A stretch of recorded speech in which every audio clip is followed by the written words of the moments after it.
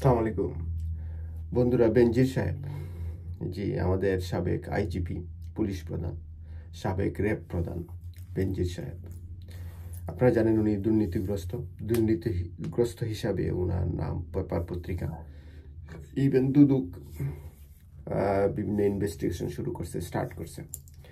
In time একটা খবর খুব বেশি প্রচার হচ্ছে চতুর্দিকে, সেটা হচ্ছে যে উনি পালিয়ে গেছেন দেশ থেকে, ওনার পরিবার সহ।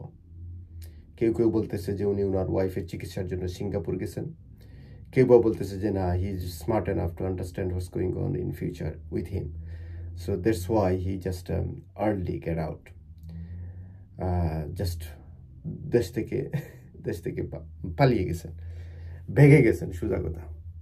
চুরচুরটার যা হওয়ার কথা, চুরচুরটা বলেন, লম্পট বলেন, দুর্নীতিগ্রস্ত বলেন, খারাপ লোক বলেন, অসৎ লোক বলেন, এদের ভবিষ্যৎ তো এরকমই।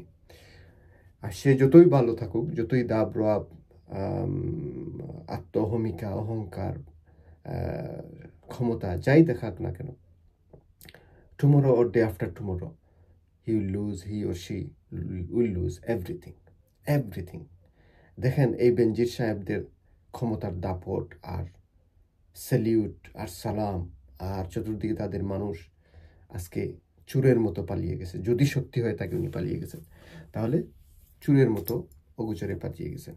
এই টাকা পয়সা, এই যে আত্মহমিকা, বাপসাপ, এসবের দাম কি থাকলো? সর্বোপরি আমার কষ্ট হচ্ছে উনি ওনার ডিপার্টমেন্টটাকে যেভাবে কলুষিত করলেন। ওনার কলিগ, ওনার বন্ধু বান্ধব, এরাই বা কিভাবে মুখ দেখাবে? এদের কাছে এই ওনার এই যে কার্যকলাপ, সেটা যখন অন্য কোনো লোক জানতে চাইবে, ওনারা কি জবাব দিবেন, কিভাবে বলবেন, কিভাবে এক্সপ্লেন করবেন? এই জিনিসগুলি আমাকে পীড়া দেয়। সর্বোপরি মানুষের চক্ষু শরম বা চক্ষু লজ্জা যদি না থাকে, তাহলে আপনি কোনো রকমের ethics, education, qualification, quality, capability, capacity, কোনো কিছুই কাজে আসে না। কোনোভাবেই তাকে আপনি ভালো রাখতে পারবেন না, এই ব্যাপারে কোনো সন্দেহ নেই। শোনা যাচ্ছে শুধু তাই না, উনি সরে গেছেন তাই না, অবশ্য উনি পালিয়ে গেছেন কিনা পত্রিকা বা নিউজ, আজকাল তো মনে করেন সোশ্যাল মিডিয়া কি বলে কখন এটা মানে 100% অথেন্টিক কিনা এটা বোঝাও মুশকিল।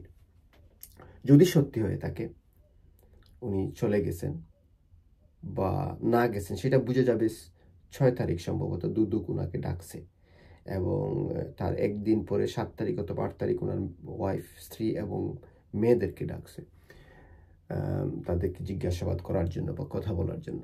তো ওই দিনই বুঝে যাবে সত্যিকার অর্থে উনি দেশে আছেন নাকি দেশের বাইরে গেছেন। আমার কাছে মনে হয়, আমি এখনো বিশ্বাস করতে যাই যে উনি এতটা বোনলেস হবেন না, এতটা মেরুদণ্ডহীন হবেন না যে দেশ থেকে পালিয়ে যাবেন, দুদক ফেস করবেন না। আমি বিশ্বাস করতে চাই উনি 6 তারিখে হাজির হবেন। যাই হোক, কিন্তু আরেকটা কথা আছে, সেটা হচ্ছে উনি নাকি প্রায় 100 কোটি টাকা ওনার ব্যাংক থেকে সরিয়ে ফেলছেন। 100 কোটি টাকা যদি সত্যি হয়ে থাকে, 100 কোটি টাকা একজন মানুষের অ্যাকাউন্টে থাকে, সেটা কিভাবে এত তাড়াতাড়ি সরিয়ে ফেলে? তার মানে কি আমি এটা ধরে নেব দুদক বা সরকার তাকে সুযোগ দিয়েছে সরিয়ে নেওয়ার জন্য এবং কেটে পড়ার জন্য, দেশ থেকে পালিয়ে যাওয়ার জন্য? কারণ যদি উনি অ্যারেস্ট হয়, যদি উনি কোনোভাবে এফেক্ট হয় ফোর্সের কাছে বা দুদকের কাছে, তাহলে অনেক কিছু বের হয়ে আসবে।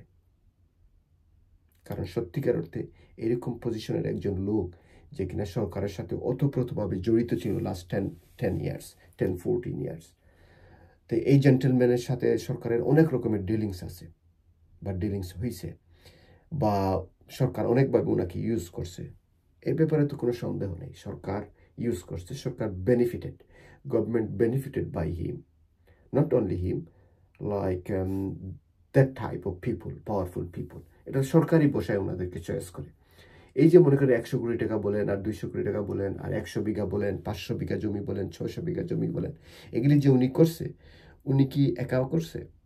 এটার কি ভাগ বা এটার কি অংশ, এটার কমিশন কি অন্য কেউ পায় নাই? কোনো মিনিস্টার পায় নাই? কোনো সরকারের ডিপ স্টেটে যারা কাজ করে তারা পায়নি? Of course they are all together, এবং everybody get benefited by him. উনি তো জাস্ট ফেস হয়েছে সামনে, বা ওনারটা সামনে আসছে। তো আমি যেটা বলতে চাই যে যদি উনি পালিয়ে যায়, তাহলে আমি বিশ্বাস করব, ধরে নেব যে সরকার ওনাকে সহযোগিতা করেছে পালিয়ে যাওয়ার জন্য। এবং অবভিয়াসলি উনি একজন মেরুদণ্ডহীন হিসাবে নিজেকে পরিচয় দিবেন যদি পালিয়ে যান। এবং সেটা আমরা বুঝতে পারবো 6 তারিখে, যদি দুদকের হাজির না হন। সেকেন্ড থিংস হচ্ছে, উনি যে টাকা সরিয়ে ফেললেন, অবশ্যই সরকারের সহযোগিতা ছাড়া, সরকারের অনুমতি ছাড়া উনি এটা করতে পারেনি।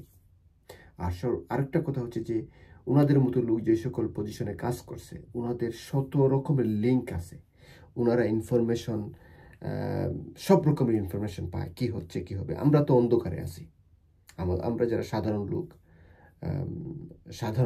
খুব সাধারণ জীবনযাপন করি, তারা তো একটা অন্ধকারের মধ্যে আছে। আমাদেরকে যা দেওয়া হয়, যা ছিটিয়ে দেওয়া হয়, তাই আমরা বুঝতে পারি বা আন্দাজ করতে পারি কিছুটা। কিন্তু সত্যিকার অর্থে এদের যে লিঙ্ক, এদের যে যোগাযোগ, এরা সব কিছুই জানে। আজকে সকালে কি হবে, বিকালে কি হবে, কি হতে যাচ্ছে, কি আসছে। আদারওয়াইজ সে কীভাবে 100 কোটি টাকা সরিয়ে ফেললো? 100 কোটি টাকা কি একদিনে সরা সম্ভব? একদিনে সরানো সম্ভব? তাও এটা নিশ্চয় দেশের বাইরে গেছে। বাইরে নিয়ে যাওয়া কি এতই সহজ? মানি লন্ডারিং বলেন আর যাই বলেন, এটার অনেক প্রসেস আছে। এনিওয়ে বন্ধুরা, বিশ্বাস করি বেনজির সাহেব 6 তারিখে উপস্থিত হবেন এবং আমাদেরকে আশ্বস্ত করবেন যে উনি এটা মোকাবেলা করবেন, দোষ হয়েছে কি হয় নাই। এনিওয়ে, খোদা হাফেজ, গড ব্লেস বাংলাদেশ।